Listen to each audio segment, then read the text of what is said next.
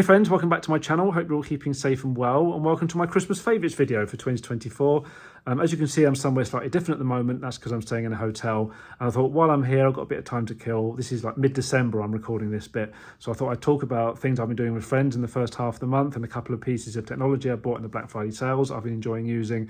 And then I'll film the second half of this video back at home in the new year, and I can talk about other things I've been doing out and about and things I've been watching and listening to, that kind of thing, just to break up the recording. Otherwise, I'm going to be sitting there for ages trying to film one great big long video. So yeah, there's also going to be obviously a lot more information in the blog post to go with this. I'm only going to do a summary here, so go into my into the description below if you want links to things, into the blog post and all that kind of thing to read a lot more stuff about this. And yeah, I'm just going to crack on with it really, and I hope you enjoy all this stuff that I'm covering. So in terms of where I'm staying at the moment, I'm at the Mercure Hotel in Paignton in Devon. I've been down here to meet my work colleagues. Last night we had a lovely meal together at the Costero restaurant next to the View Cinema on Paignton Seafront. And that was very, very nice. Had a nice bit of pork belly there, and that was after arancini for starters, and I had chocolate brownie with ice cream for pudding, which was lovely. So it was nice to catch up with everybody there, and a few of us then went on to the Talk of the Town pub, or Wetherspoons pub, just around the corner as well, which was lovely.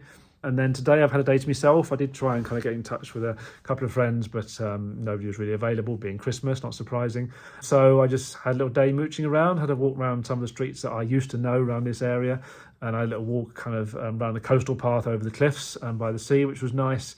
And then came back to the hotel for a little bit to relax this afternoon because it was raining this afternoon. And then I went out in the evening onto Paignton Pier, had a little quick walk up and down there. And it's just full of all arcade machines, basically. Nice and colourful and bright and musical and everything. But I didn't bother playing on any of them. I don't want to come home with like loads of change in my pockets or anything. But I did go into the fish and chip shop on Paignton Pier, and I had a lovely portion of cod and chips there. Really, really nice. One of the best fish and chips I've ever had, genuinely. Really, really nice. It had good reviews on Google, so it was one of the places I was aiming to go to. So yeah, if you're ever down in Paignton, the fish and chip shop on Paignton Pier, I can highly recommend. You can eat in or you can take away. I ate in. Staff were lovely. Had a nice bottle of cider in there as well, a local cider, which was really nice. Never had that before, so that was good. And in terms of the hotel, I had a cooked breakfast here as well this morning. I'll have one tomorrow again before I go home. Again, really, really nice. I asked the lady to help me, dish stuff up, tell me what was what, etc. And yeah, she did it no problem at all. Really nice, and the food was lovely. It's up there with Premier Inn, to be honest. I mean, Premier Inn breakfasts are nice. This Mercure Hotel is a bit more expensive than that, but still not too bad actually price-wise. I've been quite impressed with that. I suppose they've got to try and compete with the other hotels in this area really, because they're relatively new. But yeah, I think it's good value for money. I've got a superior privilege room, as they call it. I thought I'd treat myself a little bit. So I've got nice big kind of floor-to-ceiling windows looking out over Paignton Green, which is lovely. So I can see the pier from here. I can see the cinema and the restaurant where we ate last night. So yeah, it's a really comfortable room, a nice big comfortable bed, and there's a nice big screen TV, which you can even watch YouTube on, which is handy, as well as lots and lots of channels. I'm really impressed by the channel selection on there. You've got tea and coffee making facilities, and there's even like a fridge and a safe and a hairdryer and a bathrobe and slippers, and the bathroom's really nice. You've got like a rainfall shower as well as a kind of handheld shower thing as well, and yeah, it's just really nice and comfortable and everything. And yeah, it's just been a nice couple of days away, really. I wouldn't stay here for more than 2 nights, really, because there's not really a lot to do. I mean, I know there is the Bay of Lights up in Torquay, just up the road. I could have caught the bus up there and looked at those. I did that last time I was in Torquay. I posted a video from that, in fact, last time I did that. But it is going to be really busy down there, and I've got to be up early to get a train home tomorrow anyway. So it's like, well, I can't really be bothered to go all the way over there on this particular occasion, but it's bound to be very nice. I've heard good things about it, and it's not always easy finding my way around in the dark anyway. Even when there's a light trail, some bits can be a little bit tricky to navigate. Even around here, it's a bit tricky to navigate some areas around here. Not too bad, but some bits can be better lit than others, I think. But yeah, it's not too bad. It's been nice to see Paignton again. Bit disappointed in the Christmas lights, I think. The pier looks nice. They've got nice lights on the pier for the first time. That looks really nice. And there's a few flickering lights kind of on strings along the seafront, but there's not really much down the shopping streets, really. It's quite disappointing. There used to be like a big Christmas tree outside, like the Tesco's at one end of the street, and didn't see anything there this year. So yeah, it was nice to live here when I did, but I'm glad I've moved away. It's more a place to visit than to live in, really.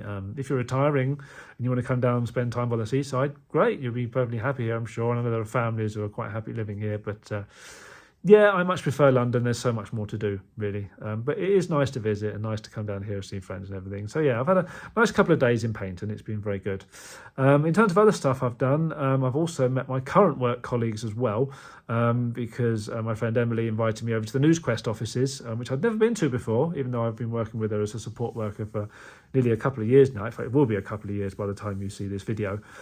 So yeah, I was very kindly invited along to the NewsQuest offices in Lincoln's Inn Fields to see everyone and to take part in a couple of activities. So we had a taste test that Emily organised with obviously some help from me. So we got in from various supermarkets, like things like mince pies and Yule logs and canapes and cheese boards and prosecco's and panettones. And so we basically assigned each product in each category a random letter, so people didn't know what was what. And then when people put their scores by each letter in each category to say what was their favourite, what was their least favourite. We then basically tallied it up afterwards, and Emily wrote an article on it, which nearly didn't happen because Emily then the following week came down with pneumonia, poor girl. So yeah, she's been kind of out for the count lately, which is a great shame. She is on the mend at the time of filming this, which is good, but I know she's been through a very rough time as of her parents, of course. So hopefully they'll have a comfortable Christmas as best they can. But yeah, I'm glad she's on the mend. But yeah, it was a nice evening, as I say. We had the taste test, and then we had a quiz as well. A couple of our colleagues had organised a quiz. A lot of it I didn't have a clue about, to be honest, not just because it was about some of the NewsQuest things, but even some of the cultural and news type stuff they covered I didn't get. There were a couple of questions I did know the answers to, though. And that was just enough to tip us over the edge, really, because the team I was in with Emily and a couple of her colleagues, we won. So we got a bit of chocolate each and stuff. And then they did some awards afterwards as well for various people in the department, serious things, like best campaign and best interview and that kind of thing. But also some more light-hearted ones like loudest ringtone. And Emily got an award for being the best freebie blagger, because she's very good at getting freebies off her companies and things. And then I got a mention as well for best support worker, indeed only support worker. But I got an honourable mention, which was very nice, very kind of them. They gave me a Christmas card as well. So yeah, even though I don't kind of work for the company, I'm an independent, I'm self-employed, so they treat me as a freelancer on their system. They still treat me like one of their own, really. They're very kind, they're very respectful of the work I do, and Emily said a few kind words about me as well. So it's nice to feel respected, and that my work is noticed and is paying off and is helping and everything else. So yeah, it's nice to meet everyone. That was a nice evening as well. And then I've also met my friend Claire also. Obviously, she's one of my very close friends as well. So we had a nice meal at Bill's in Covent Garden, which is becoming a bit of a traditional haunt for us because it is nice in there. And we had a very nice server called Ryan, if I remember correctly.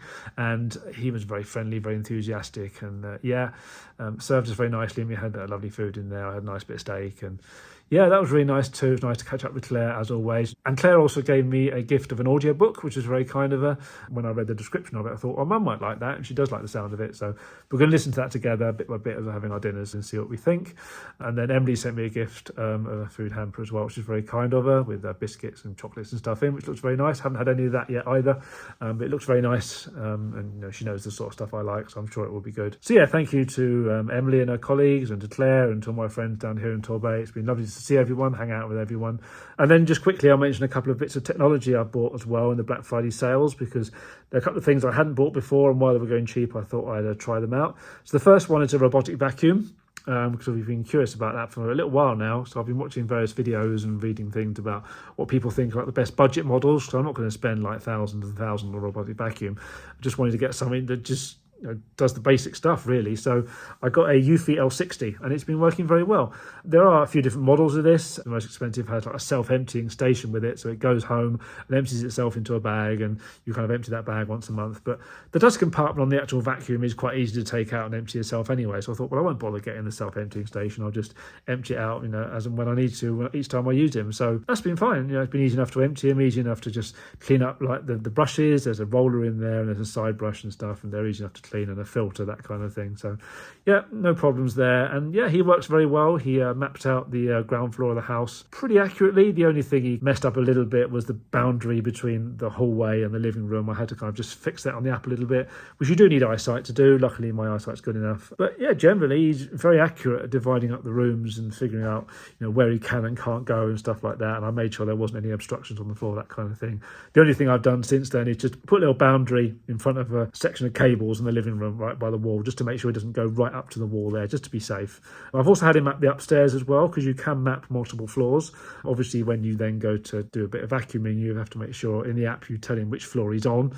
We've got the base station on the ground floor where he goes back to recharge. We've got that under the kitchen table. It needs to be on a flat surface against a wall. You stick it to the floor. There's a sticky pad on the bottom. You stick it to the floor. So you can't really put it on carpet. You have to put it on a hard floor.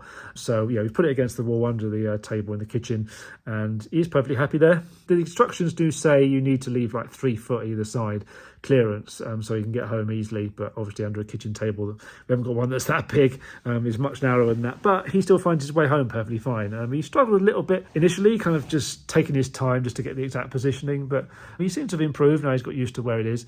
But yeah, in terms of upstairs, obviously the base station isn't upstairs, so instead, when he's finished his job upstairs, he just goes back to wherever you started him off from, so that's perfectly fine. And just to make sure he didn't fall down the stairs, I just put a box in the way so he could see there was a barrier there. He could still see over the box that there was something in the distance that he couldn't get to, but he recognised that there was a barrier that he couldn't actually get past physically.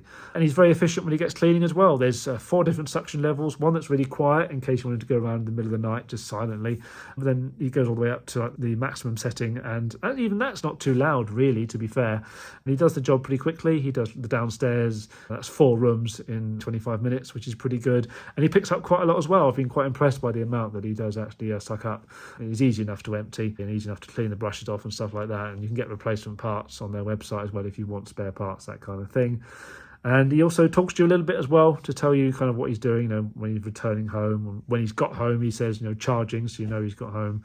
And yeah, I've just been very impressed with him. He's just been very efficient and does the job properly and everything. And the app, obviously, it took a little while to get used to that, and I don't know if it would be at all useful to people in no sight whatsoever. I can't imagine it working very well in VoiceOver, given that the map is inherently visual by its nature, but I've been able to use it. I can see it well enough, and yeah, it's quite powerful. You can select, as I say, the suction level, and you can tell him to do just specific rooms, or even mark specific little zones within rooms to do, or just schedule him to do, everything all at once or whatever.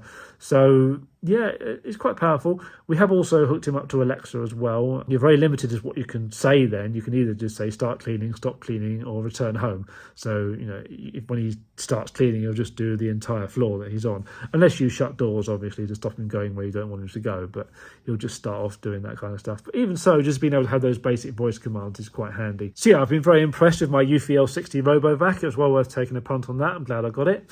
And then the other thing to quickly mention is that I also got some new Apple AirPods as well.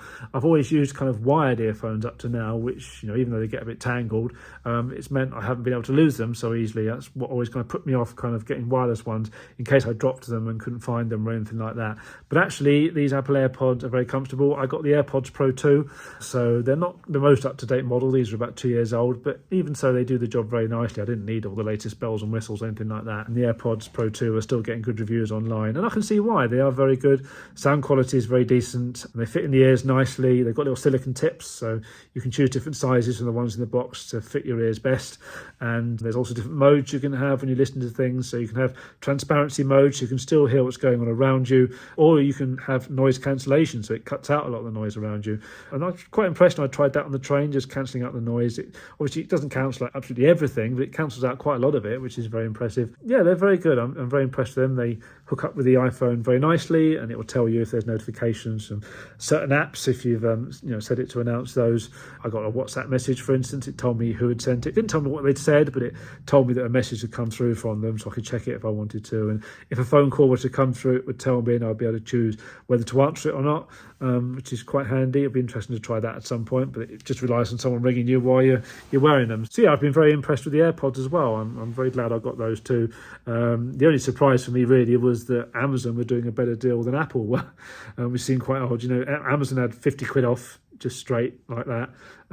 Apple kind of was selling it at the normal price, but were giving you a £40 gift card to go with them. So it's either a case of spending the regular amount on Apple and just getting a £40 gift card back, or just getting 50 quid off of Amazon. So I thought, well, I'd be able to get the 50 quid off. So yeah, it was just a strange thing. But yeah, they're very good. They're very comfortable. And as I say, I've only just started using them. Touch wood, I've never lost them yet or anything like that. And yeah, they'll serve me well on my travels, I think.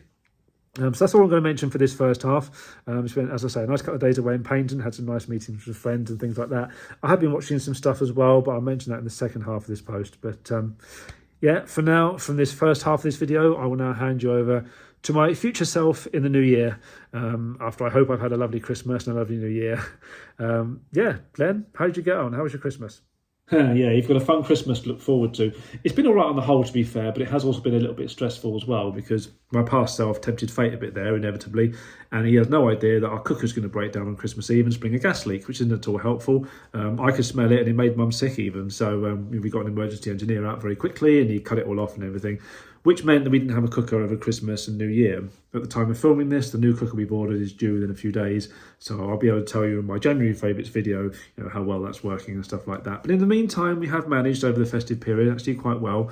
My aunt cooked our turkey crown for us in her cooker, and then brought that round to us, and I was able to do vegetables and potatoes on an electric hot plate that we've got. I think it was given to us by the gas company ages ago, and we've never used it, but it's working well. A bit slower than a gas hob, but it's working all right, and it's been handy for, as I say, doing potatoes and veg in, and gravy as well. And also in the meantime, though, I have also bought a new microwave oven as well. We did have a Russell Hobbs 700 watt oven, but we've now got a Russell Hobbs 900 watt microwave oven, which has also got a convection oven and a grill built in as well. So we've been using the convection oven to do things like roast potatoes, pigs in blankets, stuffing balls, Yorkshire puddings, and even like pieces of chicken and steak pies and stuff like that. And it's all come out really nicely because the convection oven, being a fan oven, makes sure it's all cooked very evenly.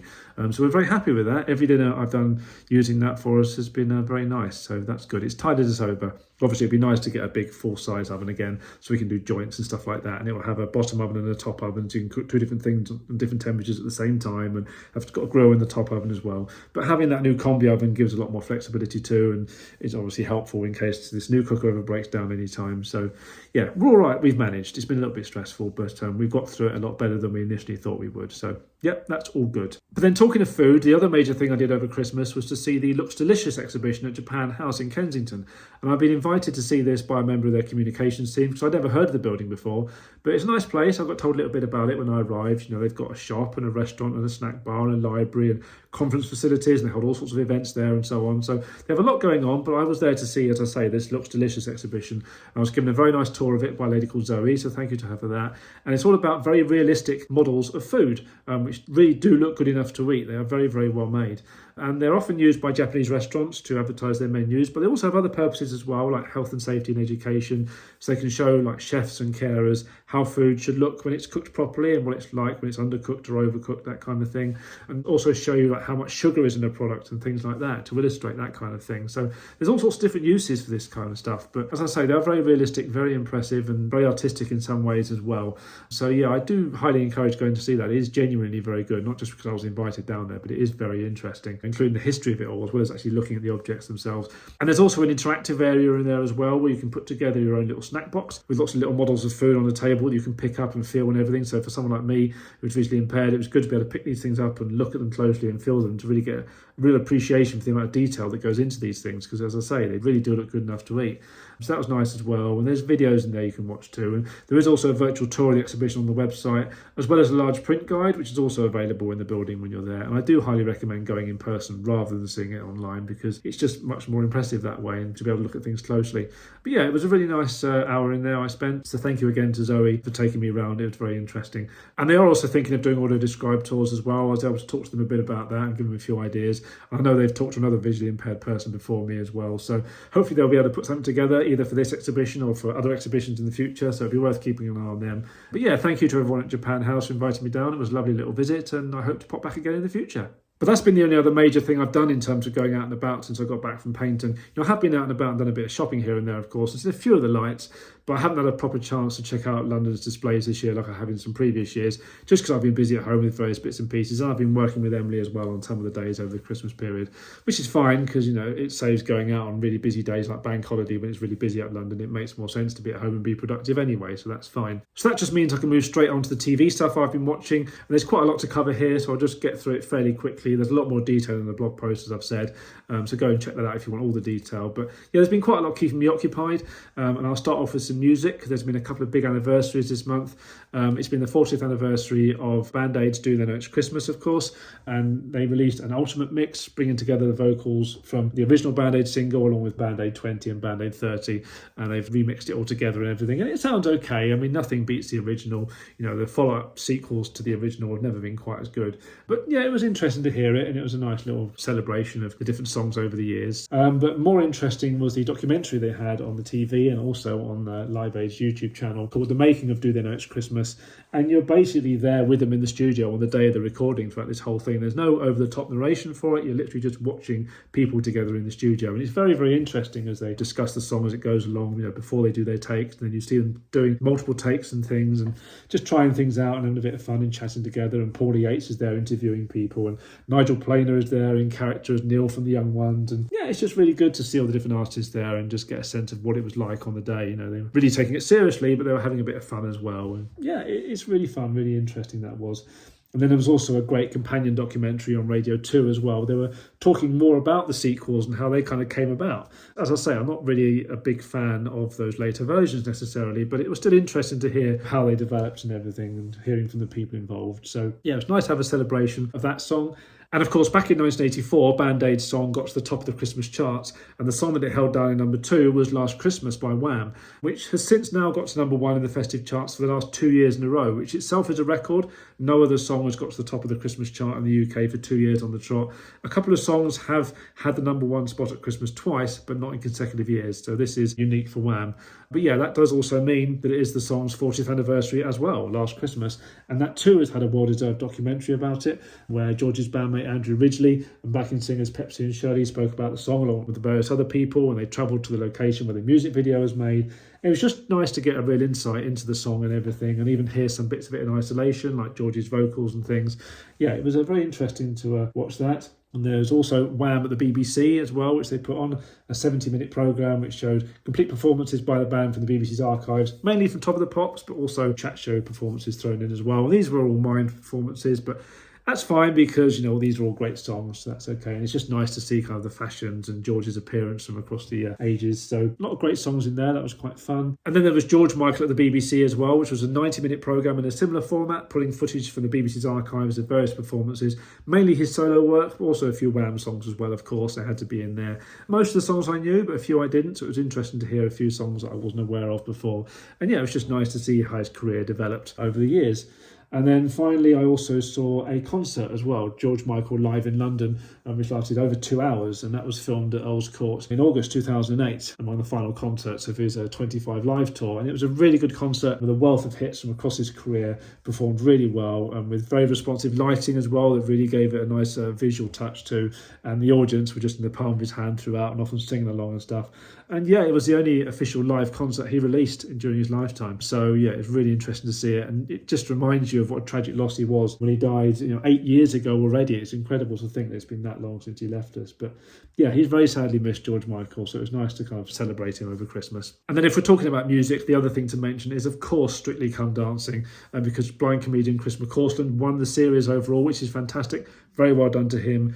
His professional dance partner, Diane Buswell, has been amazing at training him because he hasn't got any visual cues whatsoever. So she's had to communicate with him and she's had to kind of make him feel all the moves that he needs to do. And they just had to have complete trust in each other. And it's just been fascinating to watch their routines on YouTube. I haven't watched the series, but I have been checking out the routines online. And yeah, they have been really, really good. So they very much deserve that win. He may not have been the best dancer in the overall competition, but he was by far the most improved. I think that's the impression I got from all the feedback I've seen online. And I can certainly see that in the performances as they've gone along. They've been more and more ambitious and really achieved a lot. And he said at the end, when he won the award, that with opportunity and support and determination, anything can happen. Very wise and true words indeed. So yeah, that's given a further boost to his already blossoming career. He's been having a lot of success in recent years, and very well deservedly so, because he's got obviously his stand-up, which I've seen him do live. He's brilliant at it. He's had a chat show and travel shows and stuff like that, and appeared on all sorts of panel shows. I've seen him on various shows over Christmas that I'm going to mention shortly. But yeah, this has given him a further boost and made him really hot property. He's spoken about his experience on the BBC's Access All podcast, which I highly recommend listening to. That's quite interesting. And he's also appeared on Radio 4's In Touch. He's appeared on RNIB Connect Radio, talking about the music that means a lot to him on Tracks of My Life.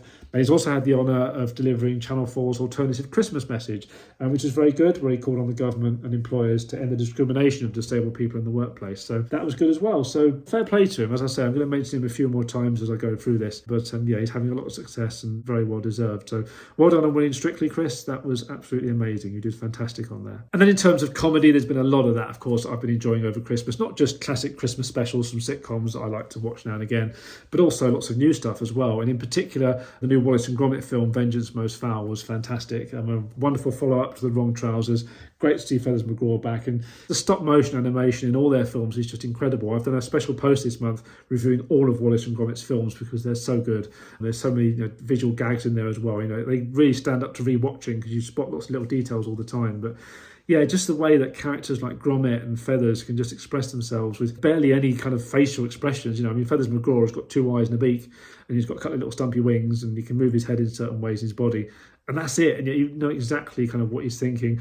And like with Gromit as well, he's really, really full of expression. And, you really do, you love him. You fall in love with Gromit, really. He's brilliant because he's really the leader of a lot of these stories in terms of, solving the mysteries and saving Wallace's life and stuff like that. So, yeah, Vengeance Most Foul is really good. It's on BBC iPlayer and is now launched on Netflix as well. So, yeah, if you're a fan of Wallace and Gromit, then you know what you're getting yourself into, and it's just a lot of fun. So many laughs and things. So, yeah, if you want to check out my opinions on all the Wallace and Gromit films, including this new one, go and check out my blog post where I've done, reviewed them all. It's a nice comprehensive post celebrating them. Plus, of course, the prom that was repeated over Christmas as well, the musical Marvel's Prom. So, yeah, I really enjoyed going through all their stuff, and I'm going to go through a few of the other Aardman films as well, because they haven't just done Wallace and Gromit. There's Chicken Run and a few other things as well. So I'm not going to watch everything they've ever done. Obviously, there's a long list of that, but there are a few things in particular that I've lined up to watch. So I'll review them soon as well. And then going back to Chris McCausland, another thing I enjoyed over Christmas was called Bad Tidings, which he co-wrote and starred in alongside Lee Mack, because they've been a bit of a double act since they appeared at the BAFTAs together a couple of years ago and presented an award together, doing a little sketch there. Chris has since appeared in Not Going Out, and he's been on Would I Lie to You with Lee Mack as well. So they do get on very well, and they do spar off each other very nicely. So in this film called Bad Tidings on Sky, as I say, they play neighbours who don't quite get on. Chris plays a guy called Scott, who is very cheerful and popular with everyone, whereas Lee plays a guy called Neil, who is a struggling businessman and is a bit vindictive and grumpy. So there's kind of this contrast between them already, but they end up having to work together when they become joint neighbourhood watch coordinators in the area. And when Neil knocks out all the power in the street because he gets overambitious with his Christmas lights, then he and Scott have to stay behind while everyone else moves out and look after the street. And there are some burglars that come in because they're aware of the power cut, think it's their golden opportunity to go thieving, and basically Scott and Neil have to try and stop them. And it gets very kind of Home Alone-esque almost. It's quite fun as they try and stop them. So yeah, it was quite good that. I quite enjoyed that. And they had a great chemistry there and lots of great comedy and that kind of thing. So yeah, it was different and it was fun. So I hope they kind of do more stuff like that together in the future because that worked really well. And then another favourite of mine was Kunk on Life, which is a spoof documentary, really, really funny, written by Charlie Brooker and starring Diane Morgan as a character Philomena Kunk, who first appeared in Charlie Brooker's Weekly Wipe show. She's done documentaries in the past and things like Christmas and Shakespeare and Britain and Earth, but this new one sees her questioning the point of life and existence itself, so talking about God and evolution, reproduction, mindfulness, death, morality, existentialism, art, work, science, AI, and so on and so forth. And it's all filmed and edited like a proper documentary, really cinematic and everything, with beautiful scenery and locations. And she talks to lots of actual experts, including Professor Brian Cox, but she asks them the most ridiculous questions, and they're very good sports for kind of going along with it. And her commentary in general is just brilliantly stupid. It sounds like she's going to say something really profound, and then she doesn't, and it goes off in all sorts of unexpected directions. And it's just really clever writing by Charlie Brooker. The comedy seems silly sometimes, but also it's having a real proper swipe at certain things, whether it be religion or AI or whatever it may be, in a very respectful kind of way, but definitely making some very valid points along the way buried within the humour. So there's different layers to it because Charlie Brooker's great like that with his writing. So yeah, Kunk on Life is really funny. I recommend checking that out, as well as previous series and one-offs as well that she's done. And then the other big return this year was Outnumbered, which has been off screen since 2016, so an 8-year gap. And this was the sitcom, a family sitcom, where it was unique in the sense that the children were allowed to kind of improvise. They were kind of given prompts and things, and they're allowed to riff in whatever way they wanted. So it got delightfully chaotic, and they asked some really strange and stupid questions and things. It was just kids being kids. It was good fun. So it's going to be interesting to see see them coming back. Obviously, now the kids have grown up and have moved out, the improvisation thing has gone. But, the writers, Andy Hamilton and Guy Jenkin are great writers. So, they adapted accordingly. So I was quite looking forward to it as, the Brockman family come back together to celebrate Christmas. But it all fell a bit flat, to be honest. It was a bit flat and underwhelming. And in particular, that's because of the storyline. Cancer is a thing, obviously. It's a very serious issue and a lot of families have to deal with it. And, even at Christmas, she doesn't go on holiday. So, it's important that it is put out there, on TV and people talk about it and not shy of talking about it, all that kind of stuff. And it was dealt with realistically and sensitively here. But this is a show that's been off the air for 8 years. We haven't seen the Brockman family for 8 years and we want to have a good laugh with them at Christmas. So to come back after 8 years just to say to us, oh, by the way, Pete's got cancer, and give some of the children difficulties as well, and even their friend Jane as well, she's got problems of her own, and everyone just seems to have issues of some sort. It just seems a bit depressing, really, and a bit unfair on the characters. We wanted to kind of have some nice news. Now, a couple of little bits of nice news, and there's nice bits of comedy here and there, like a running gag about missing parcels, for instance. But really, the comedy was kind of overshadowed by the dark nature of the storyline. Really, it just didn't feel right for Christmas. It just felt off somehow. The magic's gone, which I kind of knew it would be with the kids being grown up. But yeah, I wasn't too impressed with that, which is a shame. But the earlier series are still good, so I'll probably be watching them again at some point. Obviously, I've got them all on DVD. But then moving back to nicer things, I've really enjoyed The Last Leg, as always. Of course, they had a Christmas special and a New Year's Eve special. In the Christmas special, their guests were One Show presenter Alex Jones and Reverend Richard Coles, who is a musician, of course, as well as being a priest. And yeah, they just had fun talking about various topics from the year, including Chris McCausland's victory on Strictly Come Dancing, which was then quite odd because the New Year's Eve special had been pre-recorded before Chris had won Strictly Come Dancing, and he was a guest on that show. So yeah, they couldn't really talk about him winning, but they could talk about him getting to the final. He was able to talk about his experience and stuff.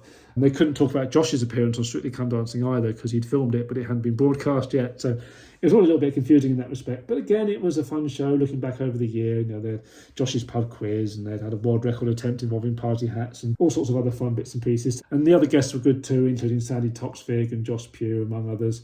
And they had some Paralympians in the studio as well, which was great. And behind the bar was Kirsty Patterson, who was the sad Oompa Loompa at the famously awful Willy Wonka experience that made the headlines earlier in the year. She's been in a show at the Edinburgh Fringe, though. She's made the most of kind of her unexpected fame. So fair play to her. She's done very well. So yeah, I really enjoyed those Last Leg episodes. And then moving on to stand-up comedy a little bit next, and I watched a show by Maisie Adam on Sky Comedy called Appraisal. She was kind of looking back at her last 5 years as being a fully fledged stand-up comedian and talking about being married and the pressure on her to have children and various other things. That was very nicely put together. It all flowed nicely and there was lots of laughs all the way through, so I'm glad I watched that. I've seen her live once before. She's very good, so I hope to again one day. And then I also saw Michael McIntyre's show as well. He was celebrating 25 years in comedy. That was really funny. I was laughing a lot throughout that. He's always really good. I love his observational comedy. He's always really good at that. And yeah, there's routines in there about drinking wine too quickly with his wife, the pointless use of silent letters in the English language, his worst attempt to start a diet in America, and a misunderstanding in a public toilet, and various other things. Yeah, it's really good. And then there have been all sorts of game and panel shows I've enjoyed over the festive period as well. So there's been QI, Giles Brandreth, Lulu and Emmanuel Sanubi were in the Christmas special called Variety. And then Chris McCausland again popped up in the following episode alongside Neil Delamere and Kerry Lloyd, which was called Vulgar. And both those episodes are very good, so I enjoyed those. Would I Lie to You had a Christmas special ahead of the new series that's coming in January. So I had Jimmy Carr on there and actor Lenny Rush. They were my two favourites, as well as comedian Laura Smith and chef Rusty Lee. But I wasn't too big a fan of either of those particularly. But yeah, it was a good show as always nonetheless. Jimmy Carr's story I did actually know from interviews he's done in the past. But yeah, it was great to see Lenny Rush on there as well. Obviously great to have a disabled actor on there and someone who I've seen in Doctor Who. And then Taskmaster, of course, has been on. Their fifth New Year treat was very enjoyable. I particularly enjoyed seeing academic Hannah Fry and finance expert Martin Lewis on there. But all the contestants were good. And the Junior Taskmaster Grand Final was also very enjoyable. The kids have been very creative and very good sports, and Rose Matafeo and Mike Wozniak have been the perfect co-hosts. So that series has worked really well, and I hope that comes back. And then there's Gladiators I mentioned next, which isn't generally a comedy show, I know. It is a serious competition, but this was a celebrity special they had over Christmas, ahead of Series 2 that's coming very soon. So they had three comedians on there, Rob Beckett, Joel Dommett and Ellie Taylor alongside news presenter Louise Minchin. They took on the Gladiators. So there was a lot of fun banter there in between the games. And then talking of sport, there was a pilot spin-off of Have I Got News For You called Have I Got Sport For You, which was hosted by Jason Manford with teams led by Maisie Adam and John Richardson, with guests including Kadina Cox, who's a Paralympian, of course, a cycling star, and Olympian Katarina Johnson-Thompson, who's a heptathlete, and also cricketer Stuart Broad and boxing promoter Eddie Hearn. But I'm not a huge fan of sports, so this didn't grab me particularly, as I knew would be the case. I never got into the thing It's All Over either when I was younger.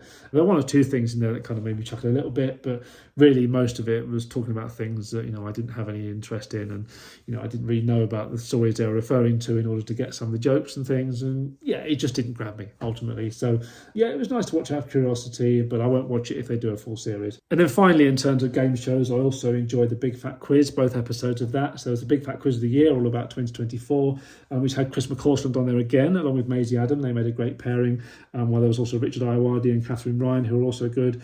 Rob Beckett and Judy Love were the other team, who I'm not such a big fan of, but they were okay. It was tolerable. But yeah, they didn't really adapt things hugely for Chris. There was a roundabout audio description and people describing things to him, and maybe he was happy with that. We can't really presume what his opinion was. He may have been consulted on it and said they could leave it as it was, but he seemed to be quite happy. He seemed to enjoy it, which is good. And he did also get the say what you see round before anyone else, because of the way Maisie described it to him. He was able to solve it, which was quite ironic. But yeah, there was also Jimmy's face being expertly inserted into a few movie clips, and Charles Dance and Mitchell Brook Primary School were back in there.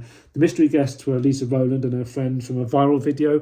That's the video of a lady climbing through the window and her top coming off as she tries to get back into her house because she locked herself out, and a few of the gladiators appeared at the end as well. So yeah, that was fun. And then the Big Fat Quiz of Everything. My favourite guests on there were Harry Hill and David Mitchell, but the other guests were good as well, and Jimmy's face was expertly added to a few music videos this time.